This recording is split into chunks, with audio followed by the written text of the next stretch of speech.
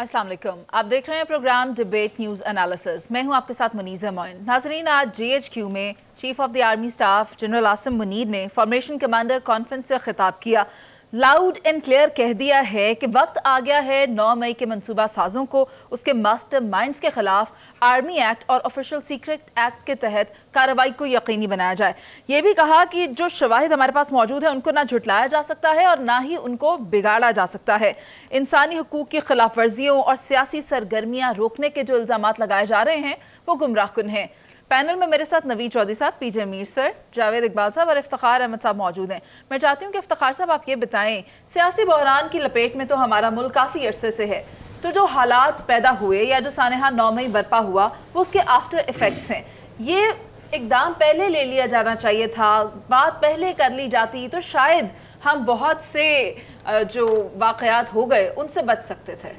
अच्छा, मुझे आप ये बताना पसंद करेंगी कि इन वाक़या से पहले किससे बात कर ली जाती है और क्या बात कर ली जाती है? सर, माजी में हमें मिसाल मिलती है 1977 में भी, 83 में भी। तो आपको क्या 1977 में क्या हुआ? सर, बात ये है कि अगर अफवाज पाकिस्तान पहले ही इस पर कोई स्टांस ले लेती। नहीं, 1977 में किसने कहा कि अफवाज पाकिस्तान ने कोई बात की थी?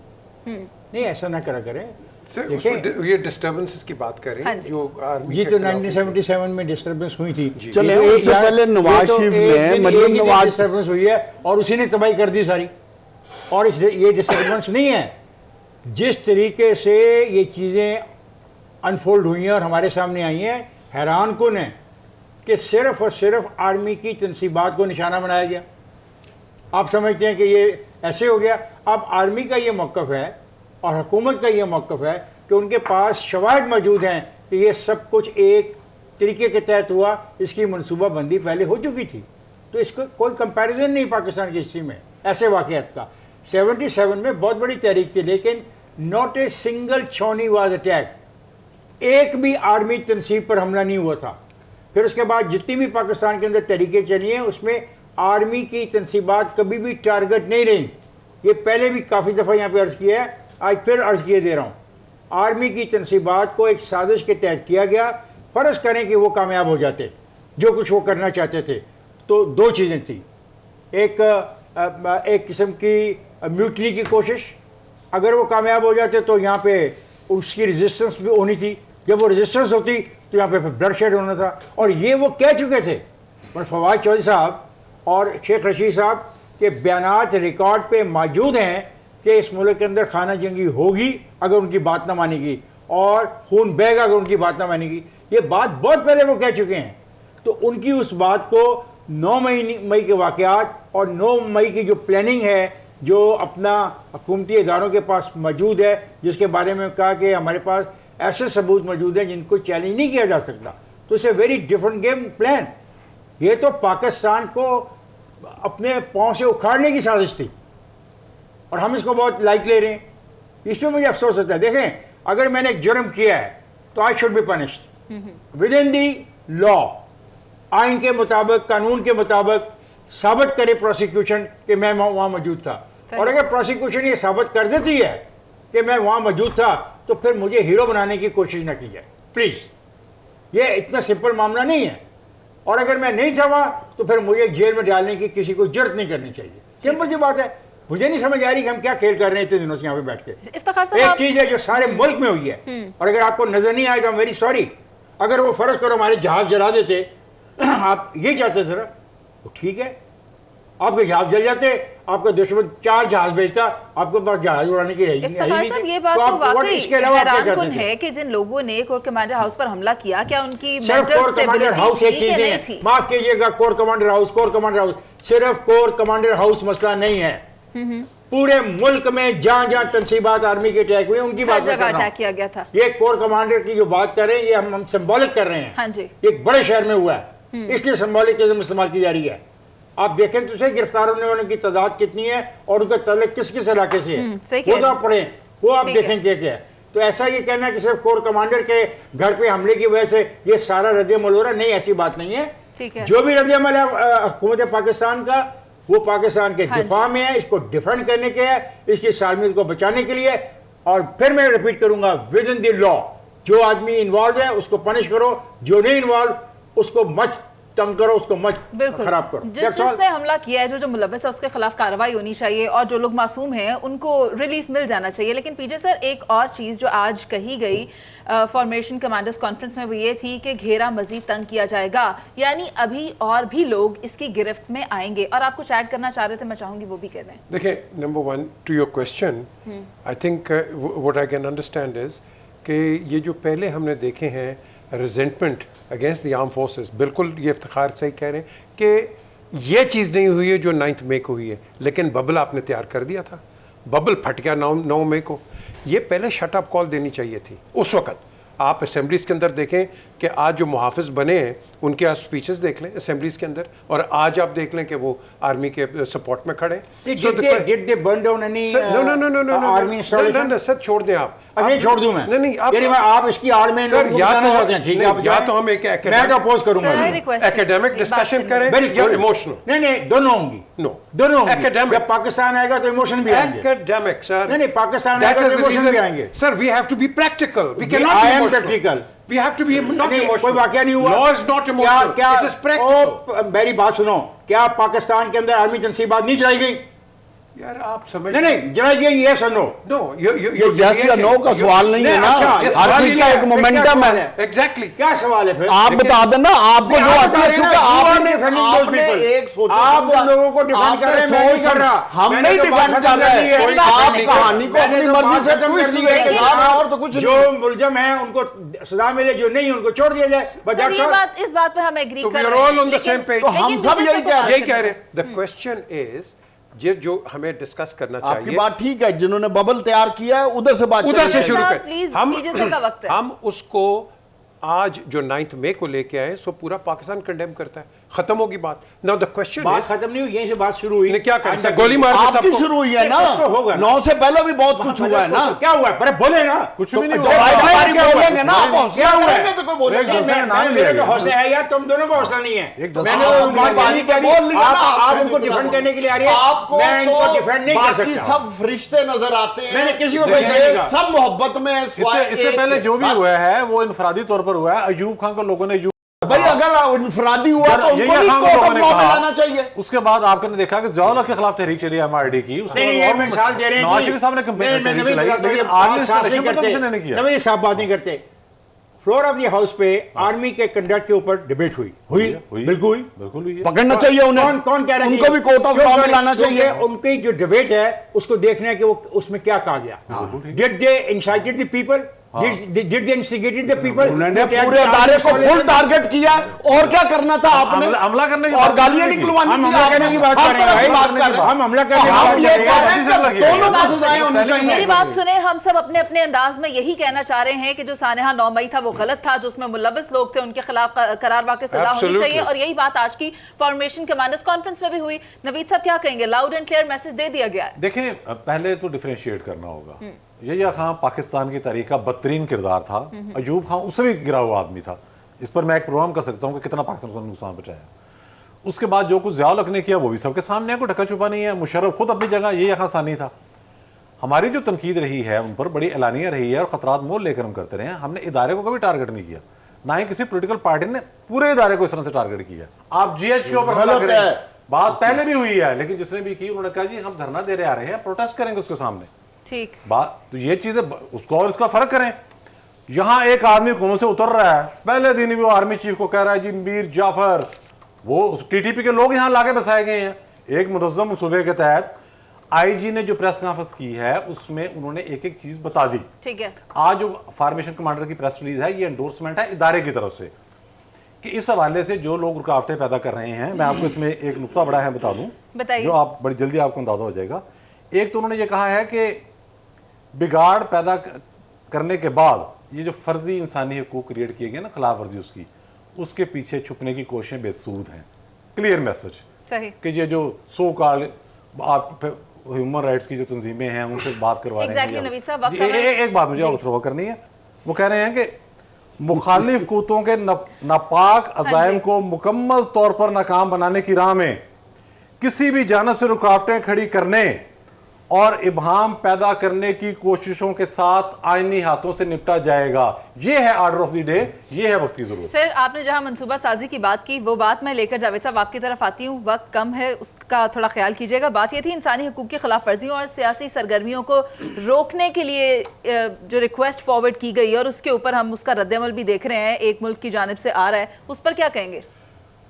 देखो, बड़ी क्लियर, प्रिसाइज और बड़ी ऑब्जेक्टिव गुफ्तगू है कि जो सहूलतकार हैं, प्लानर हैं, फैसिलिटेटर हैं, शामिल हैं और किसी भी कॉन्टेक्स्ट में आर्मी इंस्टॉलेशन पूरे पाकिस्तान की मैं बात कर रहा हूँ, जना उसकी बात नहीं कर रहा, कहीं भी इन्वॉल्व हैं। और जिस तरह आर्मी चीफ ने कहा कि उनके पास शवाहिद मौजूद हैं जो अनडिनाएबल हैं। Exactly. मैं ये समझता हूँ, चाहे कोई पॉलिटिकल लीडर है, चाहे कोई सहाफ़ी है, चाहे कोई जर्नैल है, चाहे कोई बिजनेसमैन है, चाहे कोई भी है, जज, उसकी चाहे जज हो, किसी की भी माफी नहीं होनी चाहिए। बिल्कुल सही, बस ठीक, सबको सजाएं होनी इत्तेफाक चाहिए। हो गया। पहली बात, इसमें चाहे वो अपना सोशल मीडिया के लोग हों, चाहे वो किसी का कवर ले रहे हो, किसी को नहीं छोड़ना चाहिए। इसमें तो कोई दो राय नहीं है, क्योंकि मुस्तकबिल में हमने इस तरह के वाक़यात का तदारुक तब भी होगा तब हम इन लोगों को कैफरे किरदार तक पहुँचाएंगे। लेकिन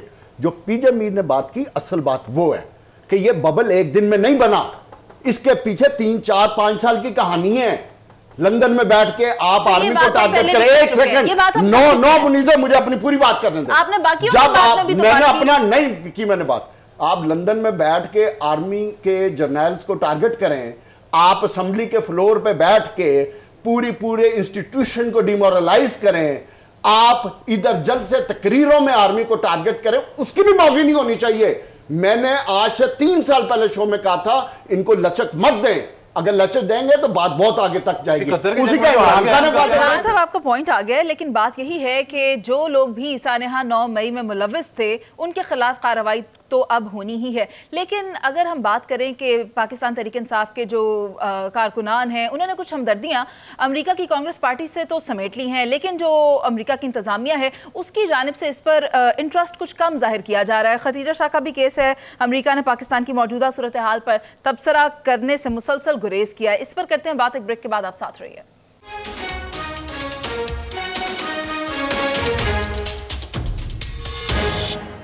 वेलकम बैक। सानेहा 9 मई के जो आफ्टर शॉक्स थे वो तो हमने देखे ही। गिरफ्तार हुई खतीजा शाह, जिनको कौंसलर रसाई का मामला है, लेकिन इसके ऊपर हुकूमत की जानिब से जवाब क्या होना चाहिए, मैं चाहूँगी नवीद चौधरी साहब आप बताएं। देखें, हुकूमत की जानिब से जो जवाब है वो बड़ा क्लियर है और सफारत खाने के थ्रू भी बताया जाना चाहिए, दफ्तर खारजा को भी काम करना चाहिए। मैं बड़ी जिम्मेदारी से ये कह रहा हूँ कि अमरीकी हुकूमत ने इस हवाले से बड़ा मोहतात रवैया अख्तियार किया है। खतीजा शाह वाले केस में जो उन्होंने कौंसलर एक्सेस देने की बात की है, ये उनके कवानीन है, लेकिन पाकिस्तान के सियासी हालात पर तब से उन्होंने इनकार कर दिया है। कल बहुत बड़ी डेवलपमेंट हुई थी। अब ज़ाहिर है इतने प्रोग्राम, इतने टॉपिक होते हैं जिस पर हम बात नहीं करते और गुजर जाते हैं। कल जब पूछा गया अमेरिकी तर्जुमान से कि ये जो सोशल मीडिया पर बहुत ज़्यादा शोर मचा हुआ ट्रैवल एडवाइजरी का, तो उन्होंने, ज़ाहिर नाम तो किसी पार्टी का नहीं लेते, उन्होंने कहा हम इससे बखूबी वाकिफ़ हैं, पाकिस्तान की एक सियासी जमात इस हवाले से झूठा प्रोपेगेंडा कर रही है। ये थे अल्फाज। अच्छा। और डॉक्टर ताहिर जवेद ने भी बताया है कि अब तक जितने अरकान कांग्रेस से रब्ता कायम किया गया है, किसी ने भी एक पॉलिटिकल पार्टी का नाम लेकर उसकी हिमायत नहीं की। उन्होंने कहा कि इंसानी हकूक़ की जो खिलाफवर्जियाँ वो ना हो, इसको आप यकीनी बनाएं। एक बात, अमेरिका के पास अब मार्जिन क्या है इस खत्ते के अंदर जी? तालिबान से मुज़ाकरात किए कतर में, चीन ने सऊदी अरब और ईरान की सुलह करा के यहाँ पूरी पेनिट्रेशन कर ली है, तो वो तो खुद पाकिस्तान के इस खत्ते में कुछ बहुत ज़्यादा मौके नहीं है उनके पास। मामला खतीजा शाह का ये है कि हमें ये सबक सीखना चाहिए कि जिस तरह इंडिया ने दोहरी नेशनलिटी वालों पर बहुत सारे रिस्ट्रिक्शन आयद किए हैं, वोट भी नहीं डाल सकते, इस तरह हमें भी ये देखना होगा कि ये जो लोग हमारे यहाँ आ जाते हैं बड़े क्रोफर के साथ कि जी मैं तुम, उनकी आपने वो ऑडियो सुनी थी ना, मैं अपनी एम्बेसी से राब्ते में हूँ, यानी कि धमकी दे रही है हमें। इससे पहले वो ताहरुल कादरी साहब आए थे 2014 में, कनेडियन नेशनल, क्या क्या तमाशा किया उन्होंने। तो इनसे तो राब्ते किए जाने चाहिए, उनको हुकूमत को बताना चाहिए कि आपके शहरी हमारे मुल्क में आके ये खराबी पैदा कर रहे हैं। नवीद साहब, आपने भी ताहिर जावेद को कोट किया है और बात उनकी जानिब से यही की गई, एक तो ह्यूमन राइट्स का इशू जिसे उठाया जा रहा है या बनाया जा रहा है, दूसरा डेमोक्रेसी, ये दो मामला सामने रखे जा रहे हैं। जी सर, आप क्या कहेंगे? देखें, ये या तो अंकल सैम डिसाइड करें या हमारे सैम डिसाइड करें। तो मैं कहूँगा हमारा सैम ही डिसाइड करेगा इसको, क्योंकि at the end of the day ये this is an internal matter of Pakistan. तो फिर तो आप हमारे उसको आसिफ हफीज़ को उठा के ले गए हो पाकिस्तान, उधर से पाकिस्तानी नेशनल बरतानिया से आप उठा के ले गए हो, तो फिर उसकी भी तो बात करो ना। यहाँ आप करते हो, बिल्कुल करो, आप अपने नेशनल्स का, you got every right, but at the end of the day तो फिर आप जवाब दे उसके भी तो है ना। ये जो गुआंतानामो बे में आप जो करते हैं, फिर आप उसकी भी बात करें। हमने तो ओवरऑल देखना है ना। हम तो ये कह रहे हैं कि खतीजा शाह को अगर नई जस्टिस मिलनी चाहिए, ह्यूमन राइट्स वायलेशंस नहीं होनी चाहिए, लेकिन at the end of the day this is a matter or an internal matter of Pakistan, not an American matter. Yes, जहाँ तक नवीद जो बात कर रहे हैं, she should have every possible consular access. She should be allowed to do whatever, as far as, her rights are concerned, but in the domains of law. That is where it all ends up, because अगर हम इसको एक वैसे बना देंगे, वो एक diplomatic incident बन जाएगा। तो हमने एक चीज़ को देखना है कि एक तो फेक न्यूज़ इतनी एमिनेट कर रही है, इस पे ना जाएं, फैक्ट्स पे जाएं, and facts remain the same. उसने खुद कहा है मैंने कोई गलत काम नहीं किया, मुझे आप देख लो, so give that opportunity and let the law decide. ठीक है, और मैसेज तो बहुत क्लियर है, पाक फौज ने भी बहुत वाज़ेह कर दिया। लेकिन इफ्तिखार साहब, बात वही जो पीजे सर कर रहे हैं कि लॉ इज़ क्लियर, तो फिर उसको बार बार रिवाइज करने की ज़रूरत क्यों पेश आ रही है कि आप मुनसिफाना ट्रायल करेंगे, हमें इसकी तवक्को है आपसे, इस तरह नहीं। अगर क्वेश्चन होगा तो यही जवाब देंगे ना। और वो जो ब्रीफिंग देते हैं डेली, उसमें हर आदमी का राइट है क्वेश्चन करे, वो क्वेश्चन हुआ, जवाब दे दिया। लेकिन मैं बिल्कुल नवीद से इत्तेफाक करता हूँ कि ये जो हमारे ड्यूल नेशनल हैं, इन पे बहुत संगीन मेरा ऑब्जर्वेशन है। मेरे पास एक रिपोर्ट है, let me share with you, कि इसका सिचुएशन ये है कि पाकिस्तान के 11,000 जो ऑफिसर्स हैं वो ड्यूल नेशनल हैं, 11,000, जिसमें से 540 जो हैं उनके पास कैनेडियन पासपोर्ट है, 240 के पास ब्रिटिश हैं, 190 के पास अमेरिकन पासपोर्ट है, और 6 ऑफिसर इनमें से ऐसे हैं जो 22 ग्रेड्स तक पहुंच गए हैं। अब सवाल ये है कि इस मुल्क के अंदर अगर ये जुर्म करें, चोरी करें, फ्रॉड करें, माल कमाएं, लूटमार करें, कमीशन खाएं, और हम इनको पकड़ना चाहें, तो वो कहेंगे जी आप हमें टच नहीं कर सकते, हम ड्यूल नेशनल हैं, और उनकी मदद को लोग आ जाए।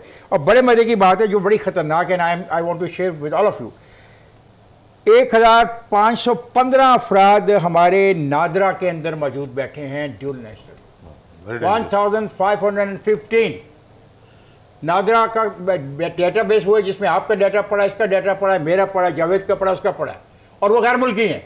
उनकी लॉयल्टी के बारे में हमें नहीं पता वो किसके साथ लॉयल हैं, और कल कोई गलत काम करते हैं और हमको उनको गिरफ्तार करेंगे तो आप वाली बात कि वो कहेंगे जी हमें कौंसलर तक, हमारे मुल्क के वो कौंसलर तक वो दी जाए, रसाई दी जाए, और उसको इशू कुछ और बनाने की कोशिश करेंगे। और अगली जो बात है जो बड़ी खौफनाक है, मैं बगैर नाम लिए बताऊँगा कि अगर किसी सूबे का चीफ सेक्रेटरी भी ऐसा हो तो आपका उसके बारे में क्या ख्याल है, और अगर फेडरल सेक्रेटरी भी अगर ऐसा हो उसके बारे में आपका क्या ख्याल है, अगर सेक्रेटरी बोर्ड ऑफ इन्वेस्टमेंट भी ऐसा हो उसके बारे में आपका क्या ख्याल है, अगर एक इनकम्बेंट डीजी पासपोर्ट अगर गैर मुल्की हो, नेशनल रखता हो, तो उसके बारे में आपका क्या ख्याल है, अगर इमिग्रेशन का ऑफिसर भी अपना ड्यूल नेशनलिटी रखता हो तो आपका उसके बारे में क्या ख्याल है, और सेक्रेटरी औकाफ भी रखता हो, और God knows what the hell is going on in this country. अच्छा, I demand today as Iftikhar Ahmad. आपकी एक बड़ी इंपॉर्टेंट बात है, let me just elaborate it. अगर आप डुअल नेशनल हैं और इस मुल्क में हैं and you are here on a Pakistani passport, Pakistani law will apply on you. If you are here on a visa on your passport, then the foreign passport law will apply. So if you're here on a Pakistani passport, that's the way. Sir, we don't know किस passport पे ही है ये तो अभी I don't know. मैंने तो इतना नाम ले लिया, मैंने तो नंबर बता दिए, मैंने तो कैनेडियन कितने हैं, ब्रिटिश कितने हैं, अमेरिकन कितने हैं, कौन कौन के नाम नहीं मैंने लिए। सवाल ये है कि it's a very serious matter. ठीक है, बात ये है कि they have dual nationality, NADRA के अंदर होना, इमिग्रेशन के अंदर होना, इट्स क्वेश्चनेबल ऑब्वियसली। लेकिन मैं चाहूंगी जावेद साहब आप ये बताएं कि इनके बारे में फिर हुकूमत का क्या ख्याल है, क्या करना होगा, इनकी तो वफादारी, इनकी लॉयल्टी चैलेंज हो रही है। देखो दो चीज़ें हैं, चाहे वो ब्रिटिश नेशनल है, अमेरिकन नेशनल है, ड्यूल नेशनल है, कुछ भी है, उसकी किसी की माफ़ी नहीं होनी चाहिए अगर वो पाकिस्तान में या पाकिस्तान के अदारों के ख़िलाफ़ या पाकिस्तान में इवन करप्शन भी कर रहा है, उसकी भी माफ़ी नहीं होनी चाहिए किसी सूरत में भी। और अगर उनकी हुकूमतें हमें पूछती हैं तो हमें चिट्टा जवाब दे देना चाहिए उनको। ख्याल है कि हमें ये ड्यू नेशनल को ये और जहाँ तक असाइनमेंट देनी चाहिए, मैं ये पे बात करना जरा। पहली चीज़ ये, इस पे स्टेट की पॉलिसी होनी चाहिए। असाइनमेंट तो लफ्ज़ छोटा है, जब तादाद इतनी ज़्यादा है तो उस पर कानून होना चाहिए कि इनको क्या जॉब्स देनी भी चाहिए कि नहीं देनी चाहिए, अगर देनी चाहिए तो किस कैटेगरी की देनी चाहिए, और कौन सी सेंसिटिव अपॉइंटमेंट है जहाँ इनको अप्लाई नहीं करना चाहिए। लेकिन इससे भी बढ़ के जो इंपॉर्टेंट चीज़ है, मैं समझता हूँ कि आर्मी चीफ को एक चीज़ इंश्योर करनी चाहिए कि इस सारी एक्सरसाइज में सज़ा और जज़ा में कोई एक मासूम पाकिस्तानी, अगर एक भी मासूम हुआ तो यकीन करें जो हम आर्मी, जिस तरह आपने फरमाया पाकिस्तान आर्मी और अवाम एक हैं, तो उसमें दरार पड़ेगी। ये इंतहाई, जितना इमोशनल मैटर है उससे ज्यादा ये सेंसिटिव मैटर है। लॉन्ग टर्म में देखते हुए इसकी सेंसिटिविटी को भी देखना पड़ेगा। ठीक है जावेद साहब, यानी rule of law is all, but सबसे पहले जो देखने की बात है या जो यकीनी बनाने की बात है वो है पाकिस्तान का अमन, और इसका अयादा आज की कॉन्फ्रेंस में भी बखूबी किया गया है। अभी एक ब्रेक पर जाना है, जिसके बाद इकॉनमी के हवाले से साबिक सदर आसिफ अली जरदारी ने FPCCI में बातचीत की, उस पर करेंगे बात। एक ब्रेक के बाद आप साथ रहिए।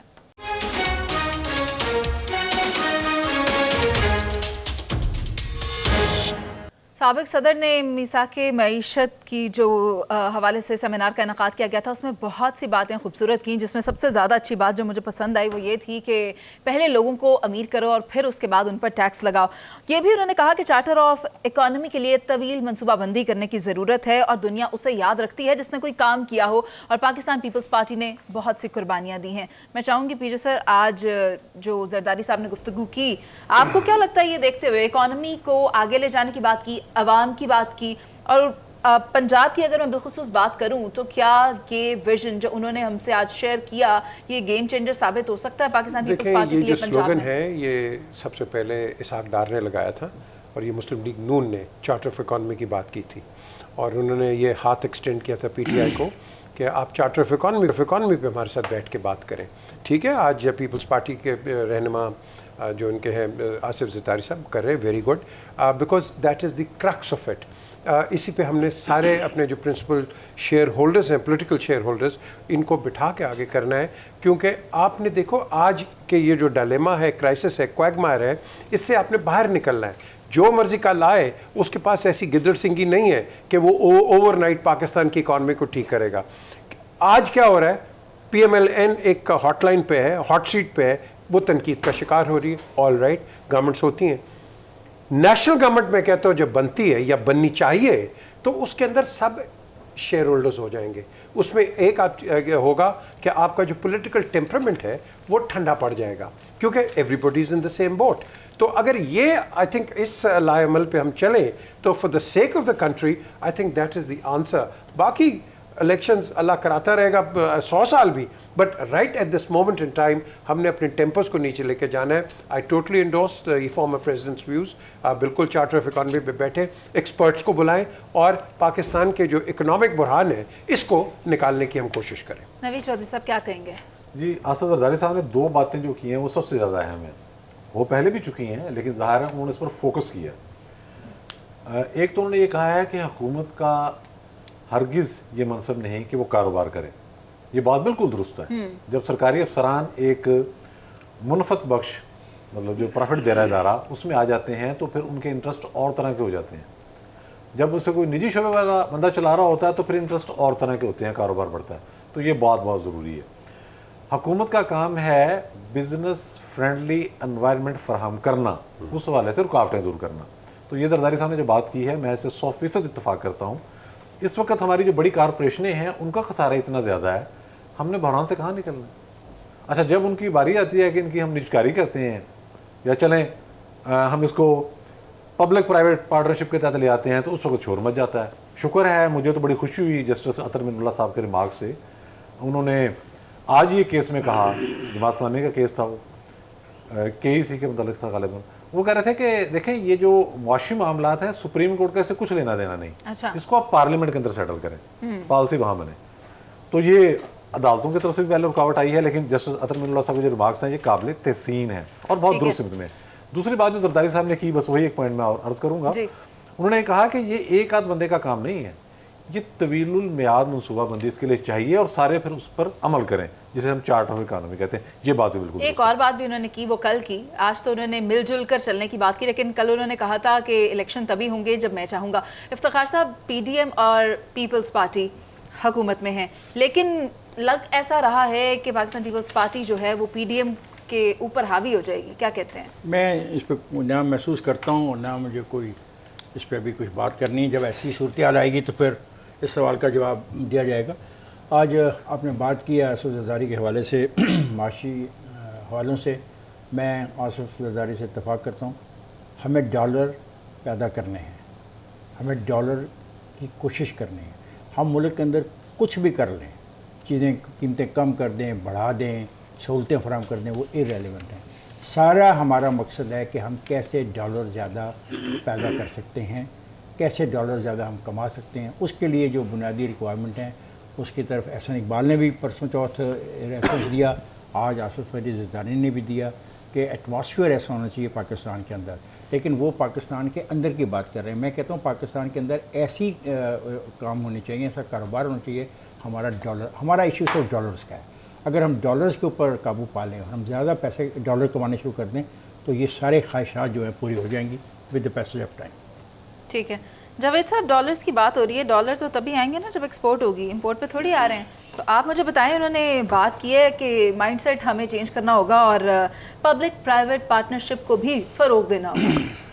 देखो मुनीर से, मुझे आसिफ ज़रदारी साहब की तकरीर एक स्टेटमेंट की और एक ऐसे सदर की तकरीर लगी जो मुस्तकबिल में मुझे सदर बनता हुआ नज़र आ रहा है, एक बात। और दूसरी, ये सारी ख्वाहिशात हैं, बहुत अच्छी ख्वाहिशात हैं। सबको पता है कि 50 साल 70 साल का माशी प्लान होगा, कंटिन्यूटी होगी तो मुल्क तरक्की करेगा। 200 अरब डॉलर के आपके रिज़र्व होंगे तो मुल्क तरक्की करेगा। पब्लिक प्राइवेट पार्टनरशिप से प्रोजेक्ट्स करेंगे, मुल्क तरक्की करेगा। आप बिज़नेस कम्युनिटी को इकट्ठा करके उनको सपोर्ट करेंगे, मुल्क तरक्की करेगा। लेकिन देखने की चीज़ क्या है कि पिछले 35-40 साल में इनमें से कौन सा एक इनिशिएटिव लिया गया जिससे पाकिस्तान के रिज़र्व हों या पब्लिक प्राइवेट पार्टनरशिप हो या एक्सपोर्ट हो या बिज़नेस हो, वो इस लेवल पे पहुँचे। ख्वाहिश बहुत अच्छी है, इसके लिए आपको पॉलिटिकल स्टेबिलिटी चाहिए। क्या इस वक्त पाकिस्तान में पॉलिटिकल स्टेबिलिटी है? विल। अगर विल, और उस विल के लिए कोई इनिशिएटिव लिया जा रहा है? नहीं। तो बुनियादी तौर पे ये तमाम गुफ्तगू एक बुकिश बुक है। ज़रूरत है अमली तौर पे माइंडसेट को चेंज करने की तमाम पॉलिटिकल लीडर्स की। सिर्फ एक पॉलिटिकल लीडर का ये काम नहीं है, तमाम पॉलिटिकल लीडर्स, स्टेक होल्डर्स को इन्हीं लाइन पे सोचना पड़ेगा। 50 साल का प्लान बनाना पड़ेगा, उस पर फिर जिसकी मर्जी हुकूमत है, लेकिन वो अमल चलता है। ये भी जरूरी है कि हर कोई अपना अपना काम करे। बहुत शुक्रिया जावेद साहब, पीजे सर और नवीद साहब। बात यह है कि मईशत की बेहतरी से ही मुल्क की तरक्की होगी और ऐसा तब होगा जब सियासी इस्तेहकाम आएगा, क्योंकि माशी इस्तेहकाम उसी के साथ वाबस्ता है। प्रोग्राम का वक्त खत्म हो गया, आपसे इजाज़त, अल्लाह निगहबान।